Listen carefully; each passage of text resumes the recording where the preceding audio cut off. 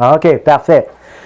Alors, la semaine passée, on a vu ensemble là, la boîte à outils le Seigneur nous a donnée par le Saint-Esprit pour travailler à édifier un temple spirituel pour Dieu. Et petite question comme ça, est-ce que ça vous arrive parfois de vous lancer dans des projets de construction à la maison?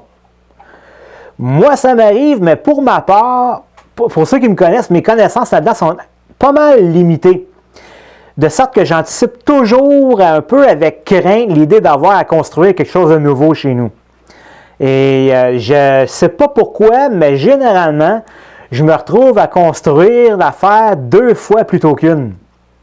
Parce que presque toujours, à un moment donné, je me rends compte que j'ai fait une erreur dans une des étapes de la fabrication, puis je dois démonter ce que j'ai fait pour corriger mon erreur afin de reconstruire comme il faut par-dessus. Et c'est assez frustrant, merci. Est-ce que vous, ça vous arrive ou je suis tout seul dans ce bateau-là? Je ne sais pas. Mais bon, la construction, ce n'est pas nécessairement mon domaine. Mais là, je vais parler un peu de construction aujourd'hui. Et bon, par la grâce du Saint-Esprit, j'espère que je ne ferai pas d'erreur. Sinon, bien ceux qui se travaillent là-dedans me corrigeront. La semaine passée, comme j'ai dit, on a parlé que Dieu nous a appelés, nous a choisis pour lui bâtir un temple spirituel. Il nous a équipés pour ce travail-là par le Saint-Esprit en nous donnant une boîte à outils qui sont les dons spirituels. J'ai aussi mentionné là, que dans les prochaines semaines, on va justement bâtir là-dessus, sur ce passage-là de 1 Pierre 2,5 pour qu'est-ce que le Seigneur nous appelle à faire cette année. Et comme dans la construction de tout édifice, il faut avant tout poser la fondation. Je pense que c'est normal. Et même cette fondation-là doit en quelque sorte débuter quelque part. Il faut calculer l'orientation de l'immeuble, les différents angles, le niveau et tout ça, avant de commencer à poser même la première pierre de la fondation. Et si l'orientation, le niveau, l'angle de fondation sont bons, bien après ça, on peut bâtir l'édifice avec confiance sur la fondation. Parce qu'il n'y a rien de plus décevant que de s'apercevoir qu'il y a une erreur qui a été faite dans le calcul dès le départ alors qu'on vient d'achever de la construction. Et là-dessus, croyez-moi, je sais de quoi je parle par expérience. Tu sais, quand tu as terminé et que ta femme te dit « c'est crash », c'est pas super le fun. Donc, c'est pourquoi, chers ouvriers et chères ouvrières du Seigneur, avec le travail qu'il y a devant nous cette année et dans les années qui suivent, on va parler aujourd'hui de la fondation de l'édifice et plus précisément de la pierre principale de tout l'édifice, celle qui est posée à l'angle de l'édifice. Ce matin, on va observer 3 vérités sur l'identité de cette pierre principale. La première vérité, elle est la pierre choisie par Dieu et construite pour construire le temple de Dieu. Alors, dans 1 Pierre, chapitre 2, verset 4 et verset 6 à 7, voici ce que Pierre dit. « Approchez-vous donc de lui, il est la pierre vivante, les hommes l'ont rejetée, mais Dieu l'a jugée précieuse et il l'a choisie. » Au verset 6, voici en effet ce que dit l'Écriture à ce sujet.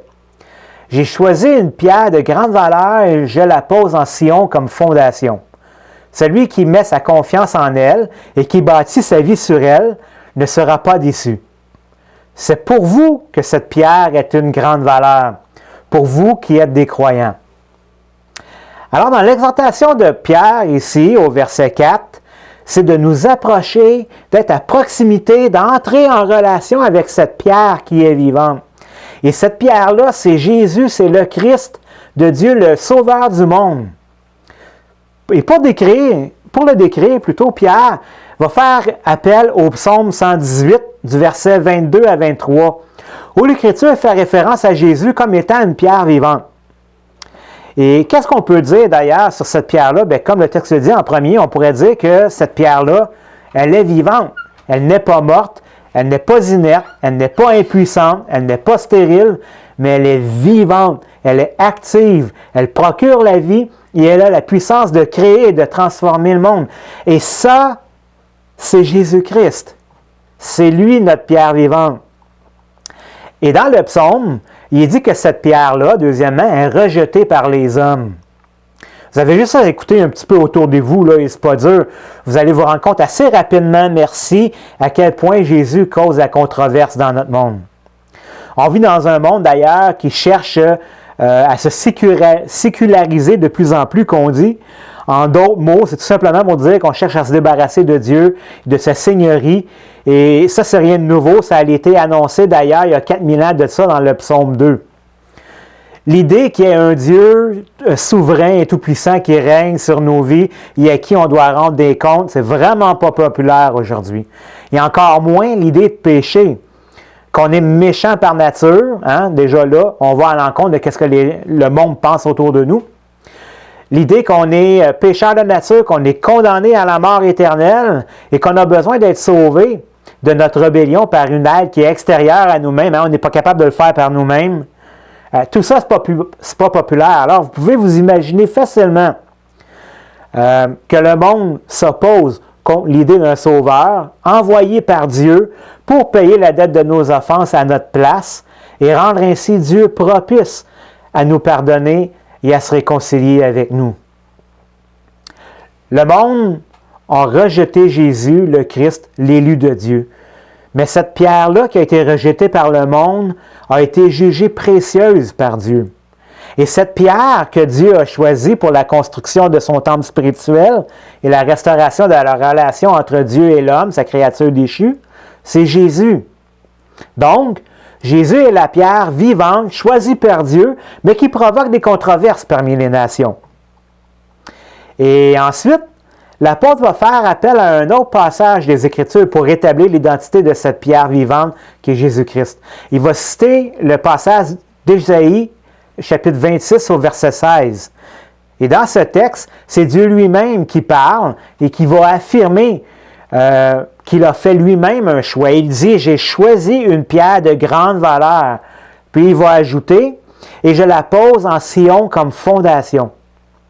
Ici, le mot Sion, il faut comprendre qu'il dans les Écritures, il y a différents sens. Parfois, il va faire référence à la montagne de Dieu, d'autres fois à Jérusalem, parfois au peuple saint de Dieu, ou d'autres fois au temple de Dieu. Mais dans le contexte de notre passage, je crois qu'il fait plutôt référence au temple spirituel de Dieu. Donc, Jésus a été choisi par Dieu pour être le fondement. Alors, on voit qu'il n'existe pas 36 fondements là, au temple spirituel de Dieu. Il n'y en a qu'une seule fondation, et c'est Jésus-Christ. C'est Dieu qui l'a choisi, et il est le seul qui peut conduire nos âmes à Dieu et restaurer notre union avec le Père. Avec Jésus-Christ comme fondement, Dieu a fait aussi une promesse, et ça c'est important. Il dit, celui qui met sa confiance sur cette pierre, sur Jésus, et qui bâtit sa vie sur elle, ne sera pas déçu. Vous vous souvenez tantôt quand j'ai dit qu'il n'y a rien de plus décevant que de constater que tu as fait une erreur au début du projet alors que tu viens d'achever la construction. Pourquoi tu es déçu? Parce que tu te rends compte que finalement c'est tout croche, parce que la fondation n'était pas bonne.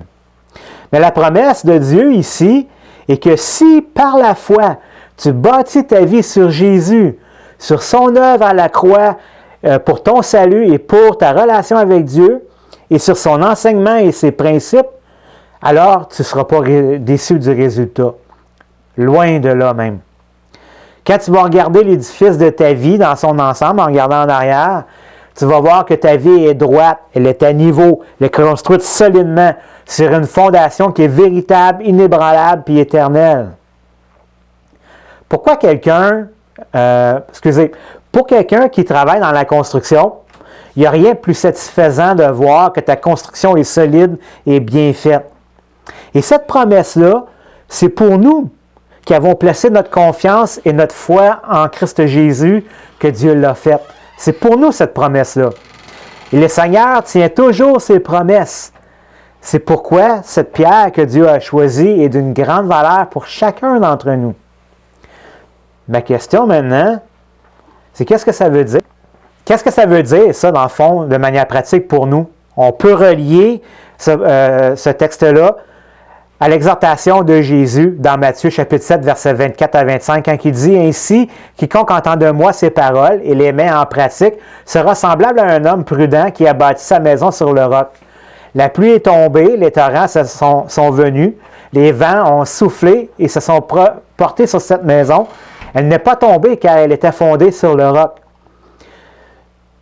Donc, ce que je veux dire à travers de ça, c'est que dans les moments difficiles, il va en avoir plusieurs dans notre vie. La seule chose qui nous évite réellement de sombrer, c'est notre appui sur Jésus.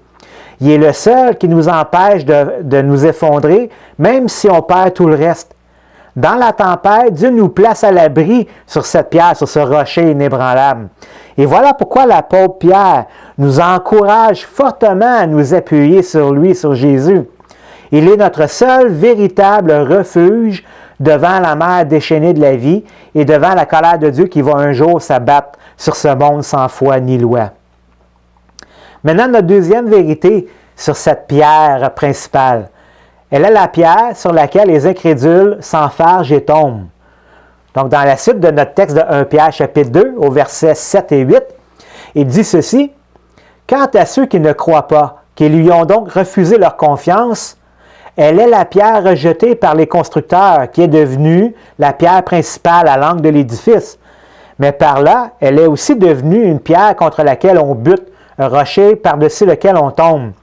Parce qu'ils refusent de croire à la parole et de lui obéir, il leur arrive ce qui était prévu pour eux. Ils se cognent sur cette pierre et tombent. » Quand on pense à la vie en général, tout le monde cherche à bâtir quelque chose et à faire quelque chose de sa vie. Tout le monde veut laisser son empreinte sur cette terre et laisser en quelque sorte sa marque dans l'histoire. Dans le fond, ce que je veux dire, c'est que tout le monde cherche à réussir sa vie et ça, peu importe sur quelles bases reposent tes fondements. Que tu sois chrétien, athée, matérialiste, religieux ou évolutionniste, tout le monde bâtit sa vie sur quelque chose et veut la réussir. Et ça, c'est une aspiration qui est gravée dans le cœur de l'être humain.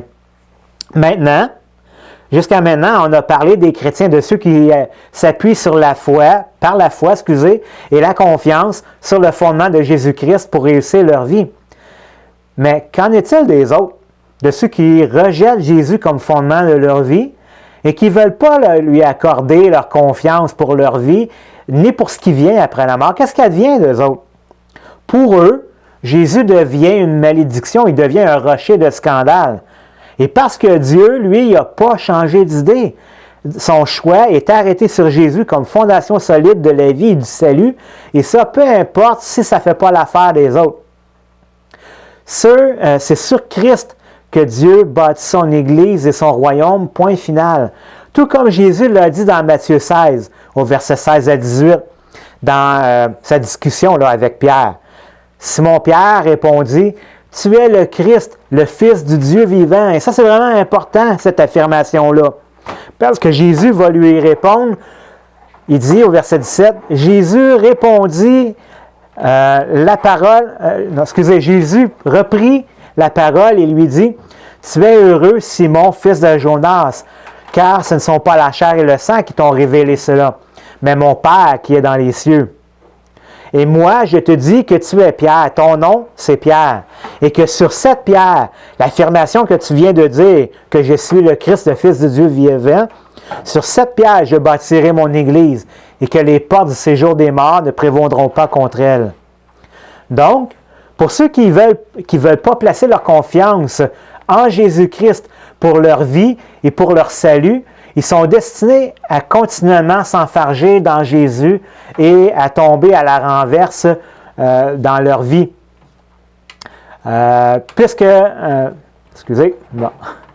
Puisqu'ils refusent de croire en lui, de soumettre leur vie et de lui obéir, il leur arrive ce qui finalement a été prévu pour eux. Ils se cognent continuellement contre elle, contre cette pierre, et ils trébuchent. Ils deviennent eux-mêmes, en quelque sorte, l'instrument de leur propre malheur. Je ne sais pas si vous avez déjà remarqué, il y a certains individus qu'on a l'impression que le malheur court après eux autres, tout le temps. Moi, j'en ai connu quelques-uns de ces individus-là. C'est toujours une tragédie après l'autre, puis ça ne lâche pas. Qu'est-ce qui se passe? Comment ça se fait donc, ça arrive? Bon, souvent, si on observe leur vie d'un peu plus près, on va réaliser que les malheurs qui les accablent sont en fait l'aboutissement de mauvaises décisions qu'ils ont prises dans le passé. Mais parfois, leur malheur se traduit même en problèmes de santé qui semblent avoir aucun rapport avec les choix qu'ils ont faits dans leur vie. Et certains de ces individus parlent même de Dieu, ils prient Dieu, mais quand on regarde leur vie d'un peu plus près, on voit, dans le fond, qu'ils ne sont pas du tout soumis à Christ et ils n'obéissent pas du tout, même s'ils disent aimer Dieu.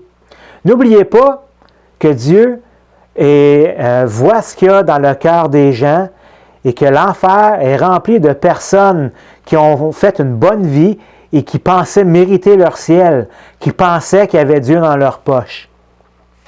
Jésus va continuer, quand on parle de sa parabole, il va continuer dans Matthieu 7, versets 26 et 27. Il va dire, « Mais quiconque entend ces paroles que je dis et ne les met pas en pratique, sera semblable à un homme insensé qui a bâti sa maison sur le sable. La pluie est tombée, les torrents sont venus, les vents ont soufflé et ont battu cette maison. Elle est tombée et sa ruine a été grande. » Jésus spécifie que quiconque entend ces paroles qu'il dit et ne les met pas en pratique. Ce ne sera pas long. Tu me dis quand je peux repartir? OK. Bon. Que tu sois dans l'Église ou sans Église, ça ne fait aucune différence pour Dieu. Et pourquoi je dis ça? Parce que tu peux être dans l'Église et même depuis longtemps et refuser de te soumettre à Jésus dans ton cœur, même si en apparence, tu sembles être un bon chrétien. Si c'est le cas, le résultat pour toi va être le même que les non-croyants. Ça ne marchera pas. Tu vas t'enfarger les pieds dans Jésus et tu vas tomber à la renverse dans ta vie.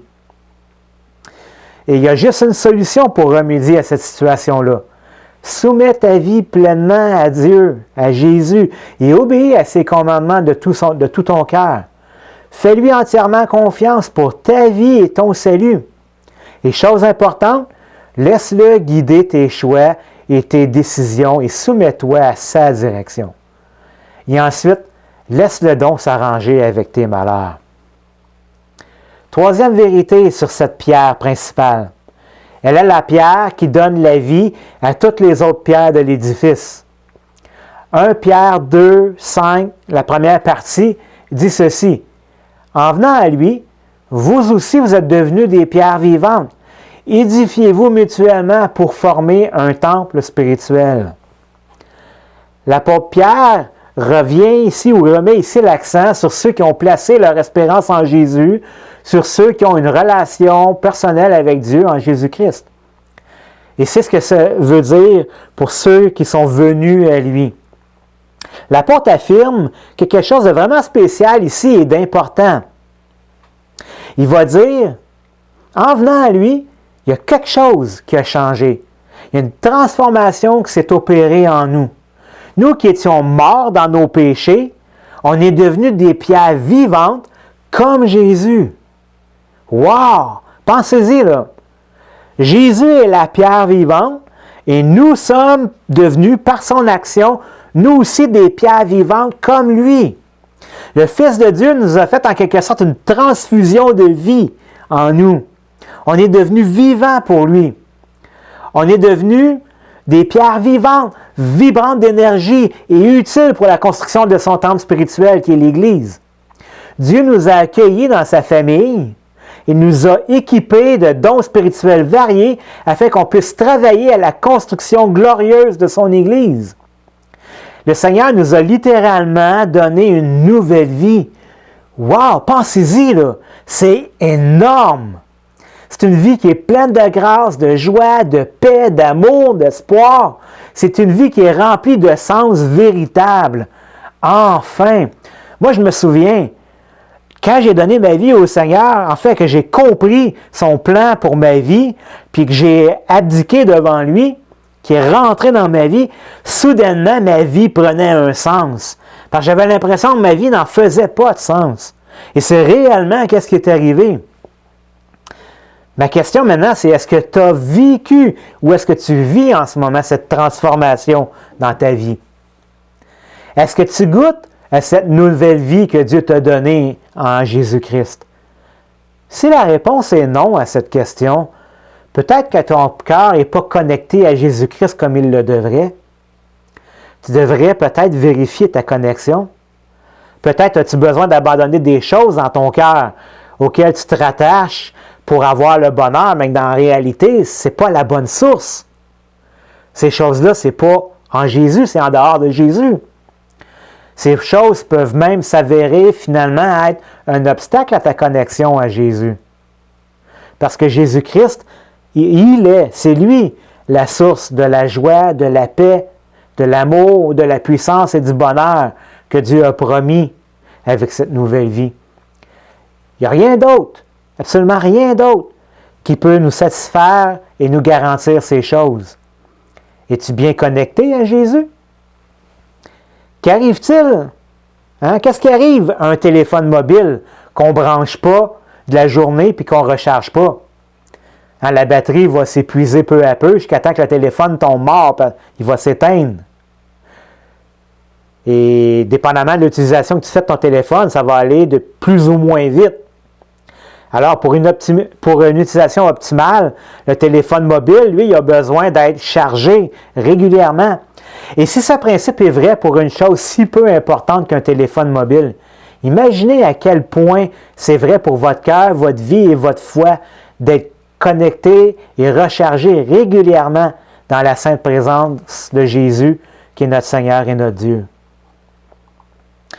Et parce que notre nature a été transformée, qu'on est maintenant vivant et que maintenant on vit pleinement pour Dieu, l'apôtre Pierre nous dit de nous édifier, de nous bâtir mutuellement. Ça, c'est de bâtir les uns sur les autres, c'est de travailler ensemble en employant les forces les uns des autres pour se garder dans une foi et un amour qui est vivant et de demeurer aussi actif dans l'œuvre du Seigneur.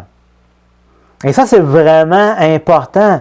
De rester unis les uns les autres, c'est vraiment important qu'on soit capable d'entretenir notre foi, qu'elle ne s'éteigne pas petit peu à petit peu.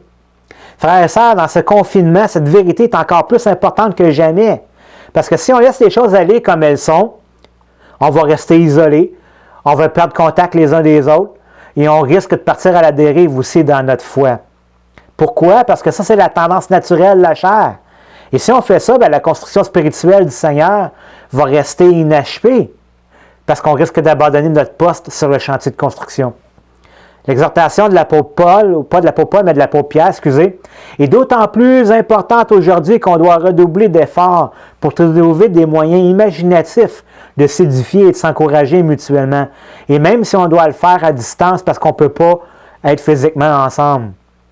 Et tout comme dans le livre de Néhémie, où toutes les circonstances semblaient se liguer pour interrompre le travail du peuple d'Israël dans la reconstruction des murailles de Jérusalem, tout comme eux, nous aussi, on doit redoubler de vigilance et d'efforts pour œuvrer à la construction du temple spirituel de Dieu, qui est son Église. Le Seigneur a dit, avec un ton de reproche, je pourrais dire, il y a 2000 ans, dans Luc 18, verset 8, il a dit, « Mais quand le Fils de l'homme reviendra, trouvera-t-il de la foi sur la terre? » Quelle réponse désirez-vous donner au Seigneur sur cette question? Je vous appelle à prendre courage, frères et sœurs. Ne lâchons pas et persévérons dans notre marche et notre travail pour Jésus. Après la pluie, on dit que vient le beau temps. Après la noirceur de la nuit, vient la lumière du jour. La bonne nouvelle, c'est que Jésus est l'étoile du matin et l'aube commence déjà à poindre à l'horizon. Relevons la tête et redressons-nous, sachant que son retour est proche, tout près de nous. Que le Seigneur Jésus puisse dire de chacun de nous à son retour, « Bon et fidèle serviteur, viens et entre dans la joie de ton Maître. » Encourageons-nous les uns les autres par ces paroles et par toutes paroles qui viennent de la parole de Dieu. Alors, si je conclus, dans la construction d'un édifice, il faut qu'on commence par poser la pierre principale, la pierre angulaire, parce que c'est sur elle que repose tout le calcul pour couler la fondation, ériger la structure, l'immeuble. Jésus est la pierre angulaire de tout l'édifice du temple spirituel de Dieu. Il est la pierre principale sur laquelle est bâtie l'Église de Dieu. Nous, par Jésus-Christ, on est devenus des pierres vivantes qui constituent le temple, l'Église de Dieu. Et avec tous les dons que le Saint-Esprit nous a donnés, on est encouragés à bâtir les uns sur les autres afin de diriger la construction du temple de Dieu. Ceux qui n'ont pas mis leur espérance et leur confiance en Jésus pour leur vie et leur salut sont destinés à s'enfarger, à se heurter contre la vérité fondamentale de l'Évangile de Jésus-Christ et de se renverser à chaque fois et de se retrouver par terre. La bonne nouvelle, par contre, c'est qu'il n'est toujours pas trop tard pour capituler devant Jésus et se soumettre à lui dans la foi, la repentance des péchés et l'obéissance. Donc, la semaine prochaine, on va voir la suite du passage de 1 Pierre 2,5 qui nous décrit à quoi sert ce temple spirituel de Dieu et quel y est notre rôle à nous qui sommes ses enfants. Alors voilà la fin du message. J'espère qu'il n'y a pas eu d'autres coupures techniques.